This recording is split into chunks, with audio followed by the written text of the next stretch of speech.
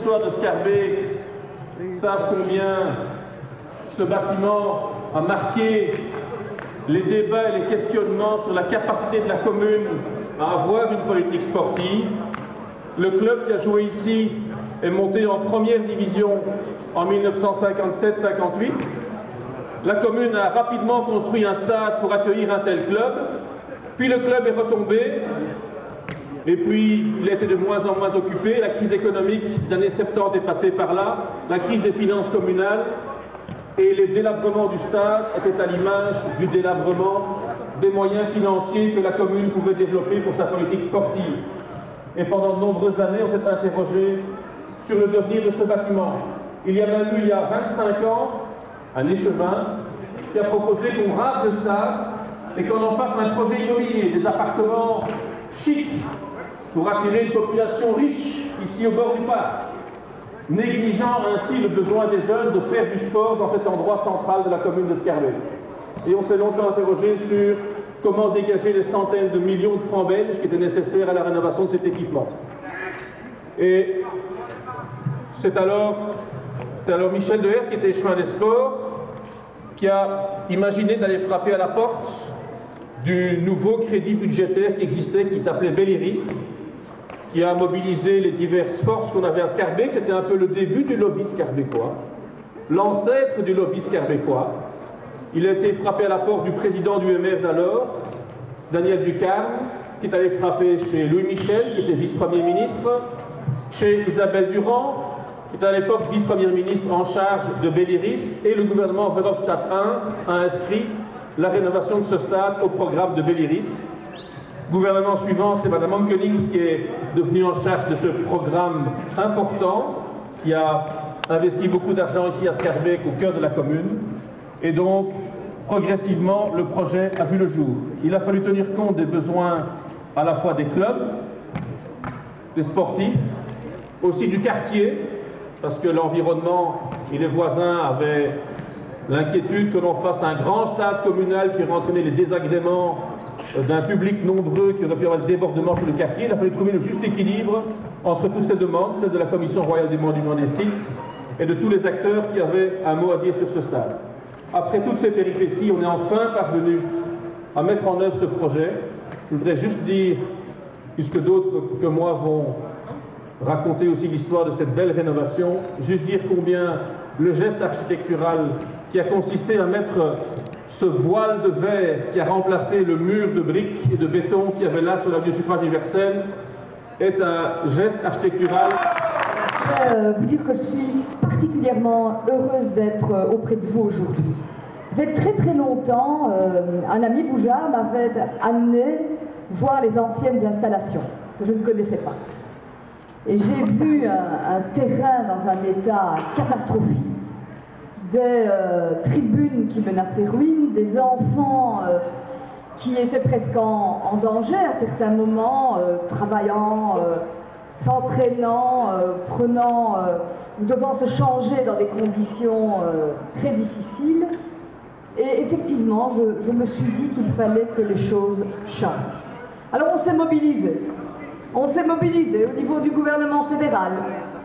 On s'est mobilisé avec la commune, avec mes collègues pour Scarbeck et pour faire de ce stade ce qu'il est devenu. Un stade magnifique. Et je voudrais aussi remercier bien sûr les architectes, mais je voudrais remercier les entreprises, les travailleurs qui ont permis que nous ayons ici à Scarbeck un stade aussi extraordinaire que celui-ci.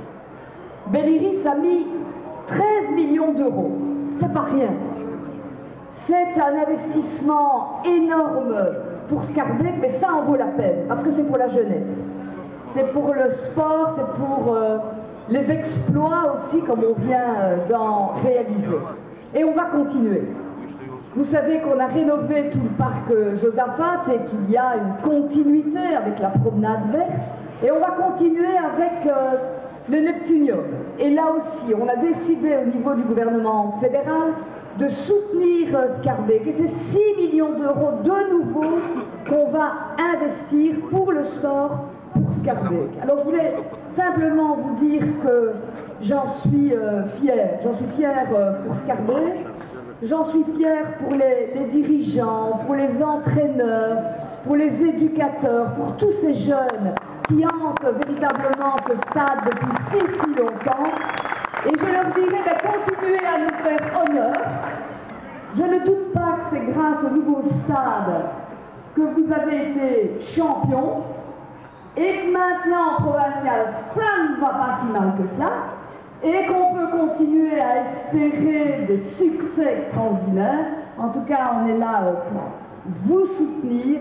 Merci d'y avoir cru et merci d'être avec nous en ce jour pour dire bravo Schaerbeek, bravo à nos jeunes, faites du sport. Et comme je suis ministre de la Santé, je terminerai en disant le sport, c'est la santé.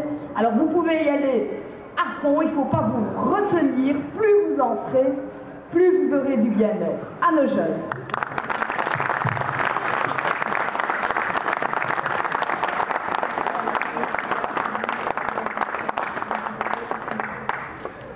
Merci Madame la Ministre, Monsieur le Bourgmestre, Mesdames et Messieurs les échevins, chers collègues conseillers communaux, chacun en vos titres et qualités.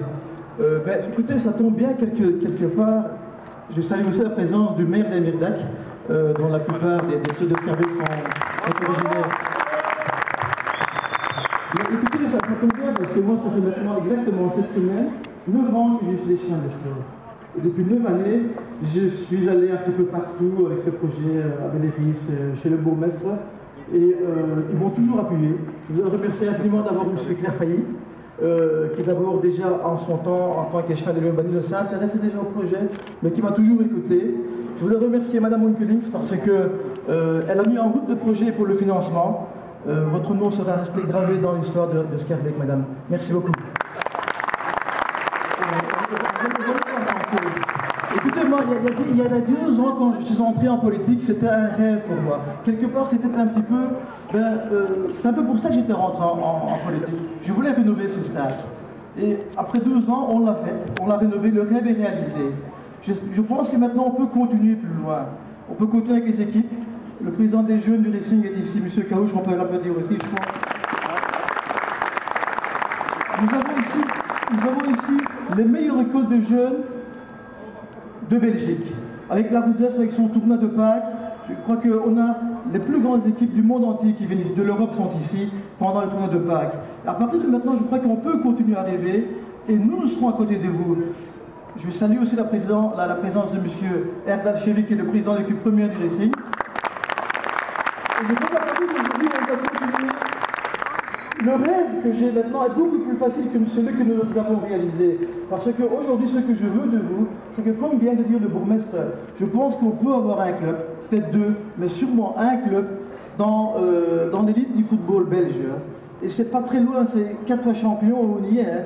Et j'espère qu'un jour, on se retrouvera ici dans quelques années pour accueillir un grand de l'Europe dans ce stade, pour applaudir nos jeunes, nos amis. Mais je crois que là, plus que les clubs, plus que la commune, moi je compte surtout sur les supporters qui doivent être présents à côté de leurs enfants, de leurs frères, de leurs parents. Et c'est tous ensemble que nous réussirons. Et le jour où ça arrivera, nous serons tous fiers de notre club, comme nous sommes fiers aujourd'hui de notre commune. Merci.